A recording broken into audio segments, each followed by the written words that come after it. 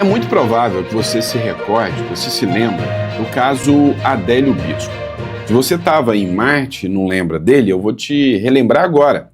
É o cara que deu a facada no Bolsonaro. E como dizem os intelectuais de esquerda, faltou a viradinha. Pois é, esse cara que é o lobo solitário, o pobre homem insano, que teve a ajuda de vários advogados, teve até entrada no Congresso Nacional registrada no dia, mas que agiu sozinho, volta a ser tema agora.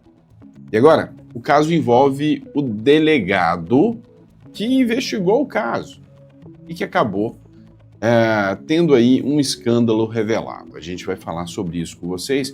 Vem para a tela do nosso aplicativo, a gente vai falar sobre esse escândalo, né, da prisão do ex-diretor da Polícia Federal, indicado pelo Lula.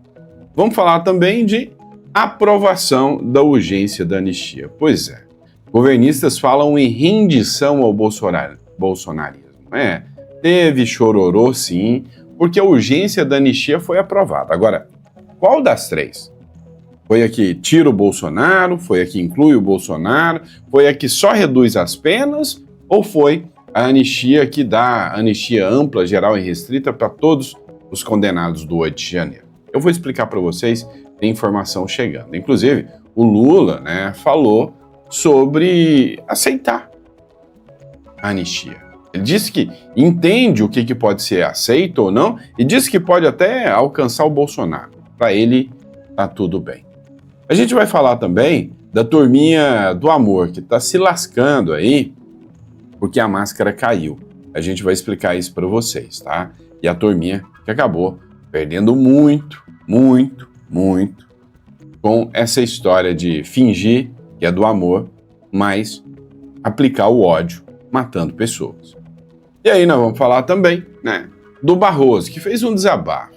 Aquele momento, assim, da discussão do relacionamento. Ô, Trump, pra que você fez isso com a gente? Não faz isso não, larga de ser ruim, homem laranja. Pois é, a gente vai falar sobre tudo isso nesse editorial. Hoje é dia 18 de setembro, esse é o nosso primeiro editorial do dia. Muito obrigado pela confiança, pela credibilidade e bora pra cima, bora pra matéria. Só não esquece de se inscrever, tá?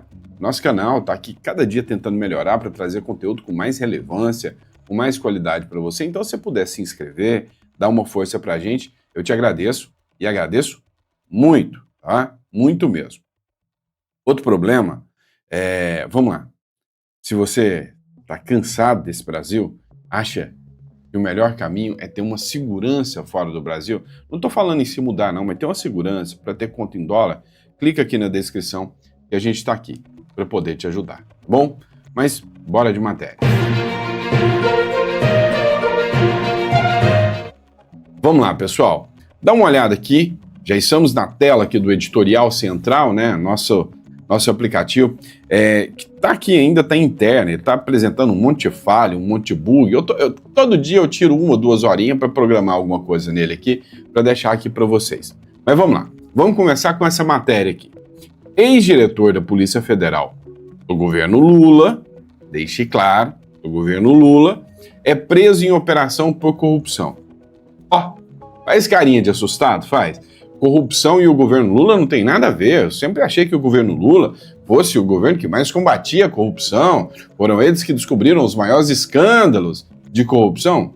Eu não conto que foi no governo deles, Mas foram eles que descobriram.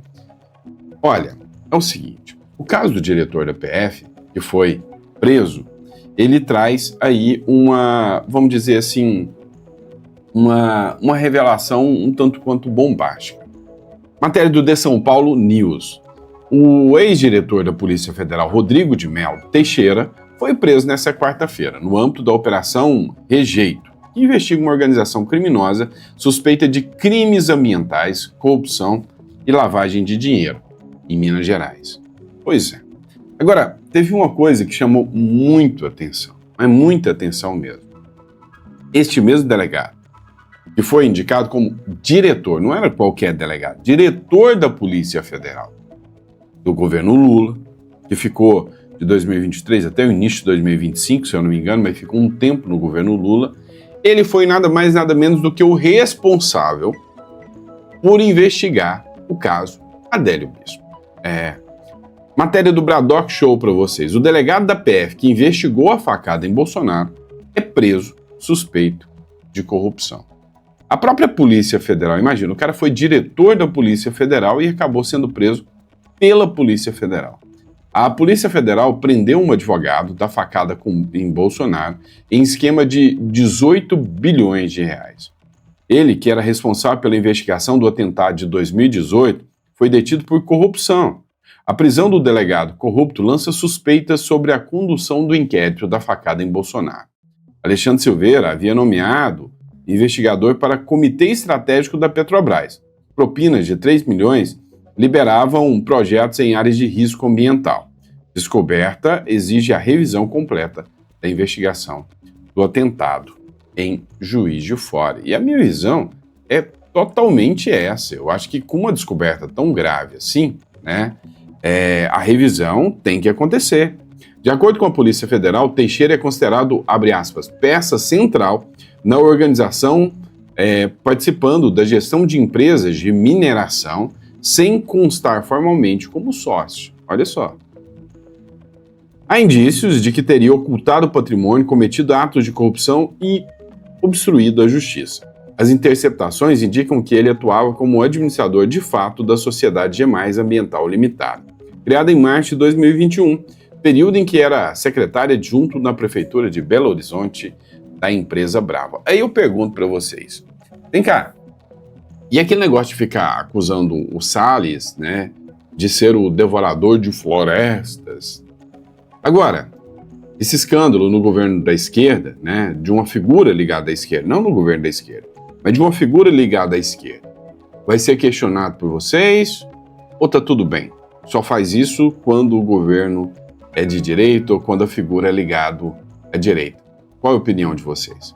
Mas sim, né, a minha opinião, tá? E aqui não uma opinião como qualquer palpiteio de YouTube, agora meu posicionamento jurídico como advogado, com toda certeza, uma revisão do caso Adélio Bispo deveria ser tomada e a reabertura do caso, com toda certeza, uma vez que havia nitidamente um desafeto investigando o caso, desafeto do Bolsonaro, e agora, né, isso aqui coloca em xeque, inclusive, a índole do delegado aí, certo? Bora de próximo? Vem comigo. Bora falar de anistia, pessoal? Pois é. Folha de São Paulo para vocês aqui. Os governistas falam em rendição ao bolsonarismo. E direita cobra anistia com Bolsonaro após a aprovação da urgência. Pois é. Será que o Bolsonaro estava lá? E a resposta é não. A anistia veio mais do que eu imaginava que viria, mas menos do que a oposição queria. Pode ter certeza disso. Eu já vou explicar isso aqui para vocês. Os deputados governistas, ou seja, a turma do PT, criticou a aliança do Centrão com o bolsonarismo para aprovação da urgência do projeto de anistia na Câmara dos Deputados, na noite dessa quarta-feira. Só que não tem que empolgar ainda não, porque tem muita coisa ainda para rodar, hein? Enquanto isso, os parlamentares da direita reafirmaram a intenção de contemplar o ex-presidente Bolsonaro aqui também. Por que vocês não podem se empolgar? Porque isso aqui ainda tem que passar pelo plenário, depois pelo Senado e depois pelo Lula. E depois do Lula, pelo STF. Então, o caminho é longo, a jornada é longa, tá? É bem longa. Agora, a grande questão que, assim, empolgou muita gente é que depois da aprovação da urgência, você não precisa passar por um monte de comissão mais. Você já manda o projeto logo para o plenário e o plenário vota, né? Esse aqui foi o momento exato, né? Um videozinho rápido, onde o pessoal da direita comemorou a aprovação da anistia. Acompanhe aqui comigo. Está encerrada a votação. Tá vendo, pessoal? Meu probleminha é esses bugzinhos aqui que eu ainda tô dando em relação aos vídeos, tá? Que eu coloquei o stream, mas ainda não consegui adequar aqui, tá? Mas logo a gente vai estar adequado em relação a isso aí. E aí, esse aqui é o vídeo, né? Que trata do momento da aprovação da anistia. Vou deixar aqui ele fora aqui, porque não tá carregando, tá? Então, é por isso que eu ainda não disponibilizei para você. Tô apanhando, gente, tô aprendendo isso aqui, tá? Eu sou fuçante, eu nunca fiz curso de programação e tô aprendendo. E aí, teve também, né, um momento aqui em que o Lindbergh Farias resolveu, vamos dizer assim, lamuriar a derrota. Gente, isso aqui é uma vergonha. Aprovaram a anistia e o presidente Hugo Mota tem coragem de vir falar de pacificação? Não nos trate como idiotas. A gente sabe que é um golpe continuado. Essa turma bolsonarista que é pacificação foi a Operação Punhal Verde e Amarelo. Isso é uma vergonha que está acontecendo aqui. Depois do 8 de janeiro, depois a escalada do Eduardo Bolsonaro nos Estados Unidos. Isso aqui é uma vergonha. O nome disso é rendição do parlamento. Isso aqui não é pacificação. Isso aqui é rendição. Agora, isso aqui não vai à frente, porque é inconstitucional, completamente inconstitucional. O Supremo já disse isso. Agora, se alguém acha que essa turma vai ter força de entregar algum texto de conciliação, tire o cavalinho da chuva. Sem anistia! Sem anistia! Sem anistia! Sem anistia! Olha, pessoal, Você sabe o que eu acho pior? Essa turma é a mesma turma que se beneficiou com a anistia por causa das ações que aconteceram lá atrás. Agora fica aí gritando sem anistia. Vocês viram que a imagem aí, né, foi postada pelo deputado Coronel Crisóstomo, provavelmente teve o uso de inteligência artificial, né, por causa da cara de choro ali do Lindbergh Farias, mas assim, é a turma que ficava, olha, vamos anistiar para pacificar, vamos lá, a turma que roubou o banco, a turma que sequestrou, a turma que assaltou, vamos anistiar todo mundo porque ele é perseguido pela ditadura militar. Agora, né, fica aí, né, latindo aí que, não, se anistia, povo chato do caramba. Vamos lá. Matéria do Metrópolis. Lula diz que vetará a anistia a Bolsonaro se o Congresso aprovar. Então, Lula já deixou muito claro. Ele vai vetar. O presidente Luiz Inácio Lula da Silva afirmou que vetará a eventual proposta de anistia ao ex-presidente Jair Bolsonaro caso o texto seja aprovado pelo Congresso Nacional. A declaração foi dada em entrevista exclusiva à BBC News Internacional nesta quarta-feira no Palácio do Alvorada. Se viesse para eu vetar, pode ficar certo que eu vetaria. Pode ficar certo que eu vetaria. Foi o que declarou o Lula. Agora, teve um ponto interessante. O Lula também falou na redução das penas para os presos do 8 de janeiro e resolveu até ironizar o Bolsonaro. Olha só. O presidente Lula declarou nesta quarta-feira, durante o almoço com lideranças do PDT, que não se opõe à possibilidade de reduzir as penas. Lembra que é o projeto do governo e do STF também. Reduzir as penas dos condenados pelo 8 de janeiro. Segundo informações divulgadas pelo Metrópolis, testemunhas presentes no encontro relataram que Lula chegou a citar o ex-presidente Jair Bolsonaro, afirmando, olha, se ele ficar 3 anos preso, já tá bom. A fala carregada de ironia revela a disposição do petista em amenizar as punições daqueles que foram condenados pelo episódio que marcou o início de 2023 com as manifestações em Brasília, tá? Matéria do Editorial Central. E aí vem aqui, né, a Metrópolis também tratou do caso. Lula diz ao PDT não se opor a reduzir penas do 8 de janeiro e cita Bolsonaro. O presidente afirmou nesta quarta-feira, em almoço com liderança do PDT, que não se opõe à possível redução das penas. Segundo ao menos 3 fontes que participaram do almoço, Lula citou inclusive o nome de Bolsonaro. Se ele ficar 2, 3 anos preso, já tá bom, teria dito o petista. E aí, né, veio uma matéria agora também no Metrópolis. Lula diz ser favorável à redução de penas do 8 de janeiro. Na esteira da discussão sobre anistia aos condenados por tentativa de golpe de Estado, o presidente Luiz Inácio Lula da Silva afirmou ser favorável à redução das penas aos envolvidos no 8 de janeiro. A sinalização aconteceu nesta quarta-feira, durante um almoço com a bancada do PDT. Mas o que acontece aqui? O que a gente pode analisar aqui? Como eu disse, é o projeto do Centrão que quer rifar o Bolsonaro, que é o Bolsonaro fora, que é o que o Hugo Mota colocou, mas quer perdoar e anistiar os presos do 8 de janeiro. E com isso, é lógico que o Hugo Mota vai ganhar uma popularidade, vai ficar bem se ele aprova a anistia para os presos do 8 de janeiro, né? Mas excluiu o Bolsonaro. Agora, tem o da direita, o da oposição. O PL da anistia da oposição é com Bolsonaro, inclusive, elegível novamente.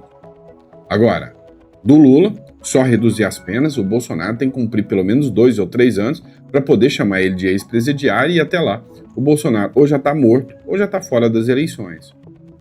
Matéria do Metrópolis. Anistia de Mota perdoa manifestantes desde 2022. Mas exclui o Bolsonaro. O presidente da Câmara dos Deputados, o Hugo Mota, que é do Republicanos, pautou para essa quarta-feira a votação da urgência do projeto de lei da anistia.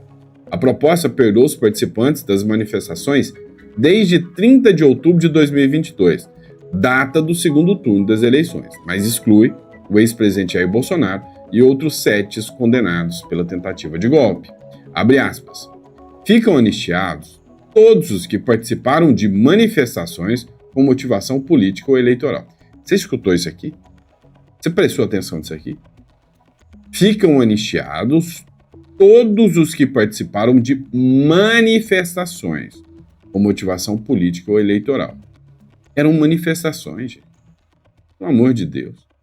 Ou as apoiaram por quaisquer meios, inclusive contribuições. Quem fez Pix, quem doou, teve um monte de youtuber que falou, vamos pro YouTube, vamos pra Brasília, faz uma doação de Pix aí. Se lascou, né? Inclusive, com contribuições, doações, apoio logístico, prestação de serviço ou publicações em mídias e redes sociais e plataformas. Se você publicou qualquer coisa sobre o 8 de janeiro, você se lascou, né? Entre 30 de outubro de 2022 e a data da entrada em vigor dessa lei, diz o texto, tá? Diz o texto aqui da anistia. Então, enfim, né? Aprovação da anistia realizada, né? Da anistia não, da urgência da anistia, mas agora ainda tem um longo caminho a ser seguido.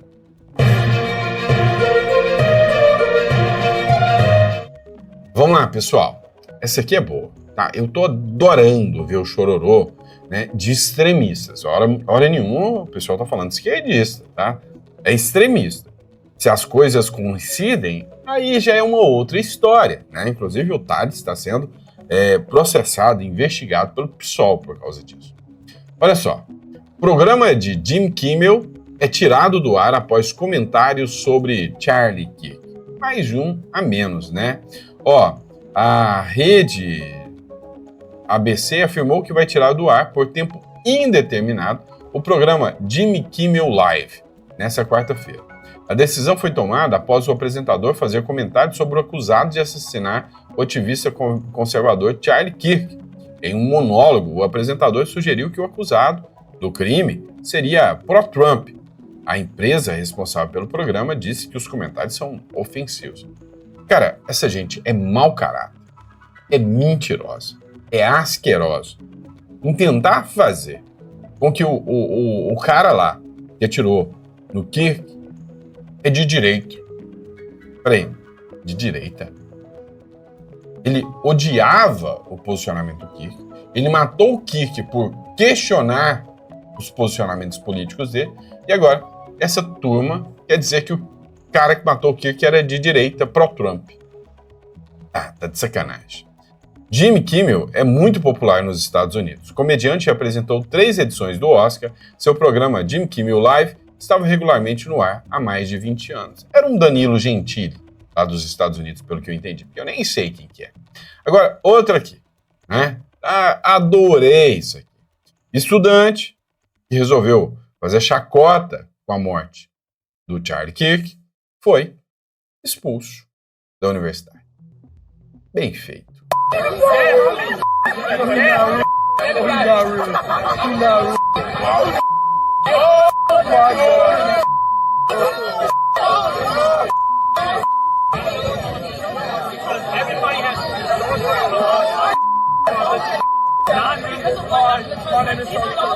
Aí ele subiu lá e falou, ó, meu nome é Kirk. E fingiu que tava tomando um tiro no pescoço.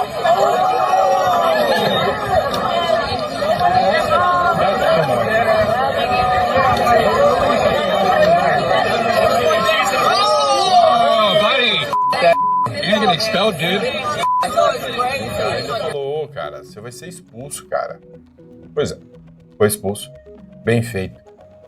Achei pouco, tá? Achei pouco. Vamos lá. Estilista da Vogue Brasil é demitido após a polêmica com Charlie Kirk, né? A estilista Zazá Pêssego foi desligada da equipe da Vogue Brasil após uma publicação polêmica nos stories do Instagram, na qual expressava uma frase relacionada à morte do influenciador político norte-americano Charlie Kirk. A postagem gerou reação negativa e pressão nas redes sociais, inclusive manifestações do deputado federal Nicolas Ferreira. Tá certinho, tem que fazer isso mesmo.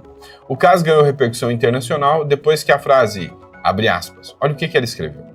Eu amo quando fascistas morrem em agonia. Foi associada ao falecimento de Kirk. Internautas e políticos pediram a demissão da profissional, que acabou sendo confirmada pela revista na última sexta-feira. A Vogue Brasil optou pelo desligamento diante do impacto e da controvérsia. Outro caso também, aquele sujeito, né, aquele tal de Peninha lá, senador afasta historiador Eduardo Bueno, o Peninha, do Conselho Editorial. Sim, ele estava lá, trabalhando na Câmara dos Deputados, recebendo boladas milionárias da Caixa Econômica Federal. O presidente do Senado, Davi Alcolumbre, anunciou na quarta-feira o afastamento do historiador e escritor Eduardo Bueno, conhecido como Peninha, do Conselho Editorial da Casa. A decisão foi tomada após pedidos de parlamentares que classificaram como asquerosas as declarações de Peninha em vídeo comemorando o assassinato do ativista político norte-americano Charlie Kirk, ocorrido em 10 de setembro. Abre aspas para a fala do Davi Alcolumbre aqui. Eu quero pedir desculpas ao Brasil, porque no dia e na hora em que esse vídeo chegou ao meu conhecimento, era para eu ter demitido esse rapaz. Por quê? Se a gente está criticando lá, ou seja, criticando da direita, a gente tem que fazer cá, disse Davi, em resposta a uma questão de ordem apresentada pelo senador Rogério Marinho.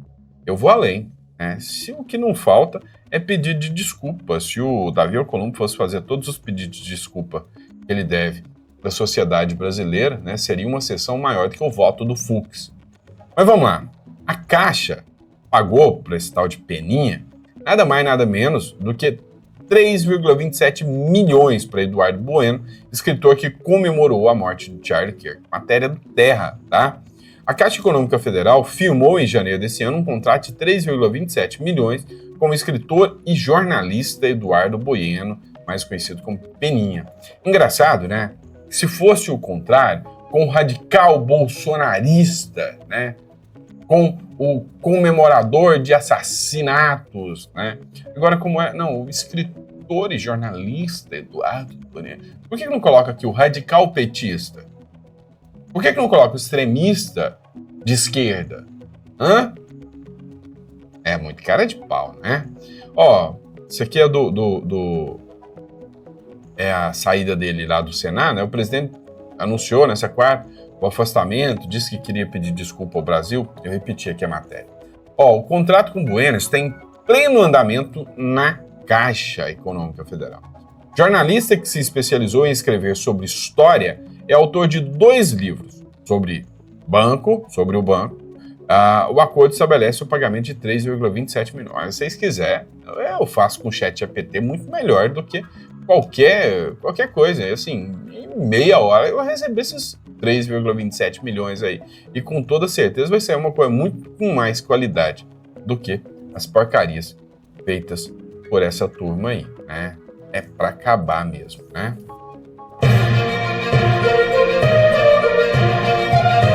Vamos lá, pessoal. Essa aqui a gente tem que acompanhar de perto, tá? É o seguinte. Ivan Kleber que publicou aqui. Tic-tac, tic-tac. O vídeo publicado pelo Comando Sul dos Estados Unidos, responsável pela Operação no Caribe, né? Ou seja, a Operação Sul, né?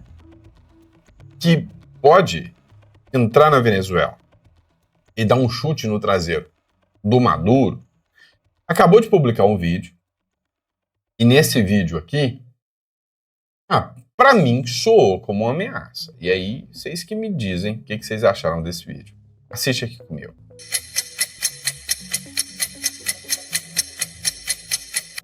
Só pra constar. Começou nesse tic-tac aí, tic-tic-tic-tic. Eu pensei que os caras iam mandar um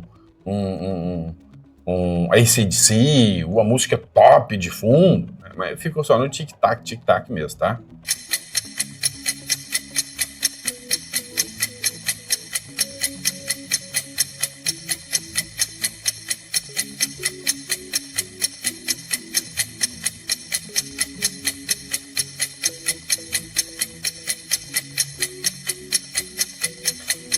Só lembrando que isso aqui já são ações de operações no Caribe mesmo, tá?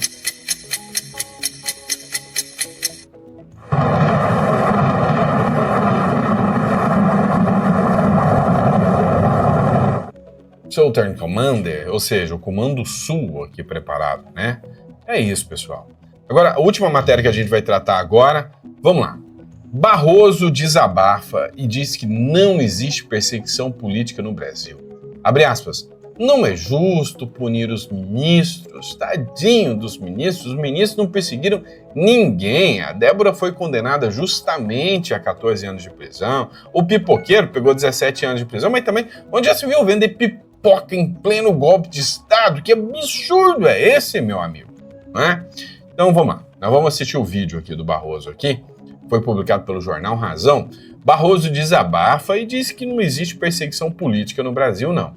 É justo punir não é justo punir os ministros. Claro que não existe perseguição judicial no Brasil. E Papai Noel também existe, tá? Papai Noel existe. E essa talvez seja a coisa mais importante para quem acompanhou o julgamento com olhos de ver. Sobretudo, não existe caça às bruxas ou perseguições políticas. Tudo o que foi feito baseou-se em provas, evidências exibidas publicamente que demonstraram para todos os ministros.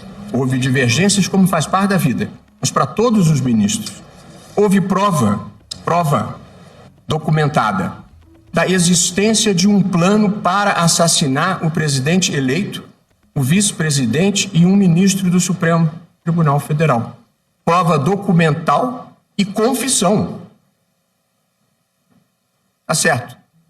Era um pensamento digitalizado. Mas existiu e foi impresso diversas vezes. Outra prova. Existência de... Tá certo. Era um pensamento digitalizado. Então vem cá. É certo eu afirmar a partir de então que a corte passou a punir pensamentos digitalizados? É certo eu dizer para vocês aqui, então, que, dependendo da situação, né, se você tem um pensamento aí, né, que incomoda, um pensamento que talvez pode ser subversivo, né? Você tem pensamentos espúrios aí, você pode pegar 17 anos de prisão, desde que esses pensamentos espúrios sejam não gostar do governo atual ou talvez dos ministros do Supremo Tribunal Federal. Como que isso funciona? Como é que isso aí pode ser encarado de uma forma coerente? Não dá. Então quer dizer que se tiver pensamentos espúrios com crianças e adolescentes, você sabe do que eu estou falando? Quer dizer que se eu tiver pensamentos espúrios com a mulher alheia, você sabe do que eu estou falando? Ou quer dizer que se eu tiver de olho gordo no dinheiro público, você sabe o que eu estou falando? Tá tudo bem, eu não vou pegar 17 anos de prisão. Ou se eu tiver pensamentos, né, digitalizados contra a vida do outro, tá bom.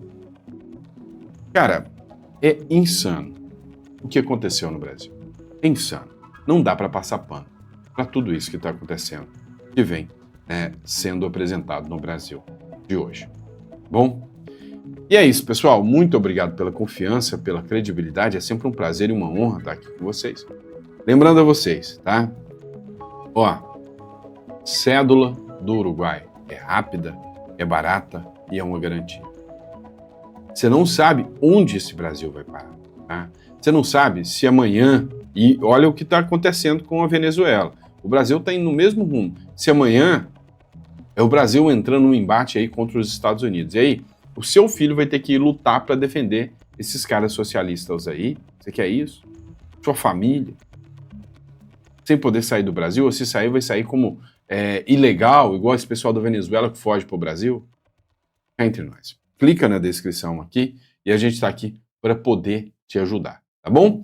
Grande abraço, fiquem com Deus e até o próximo editorial.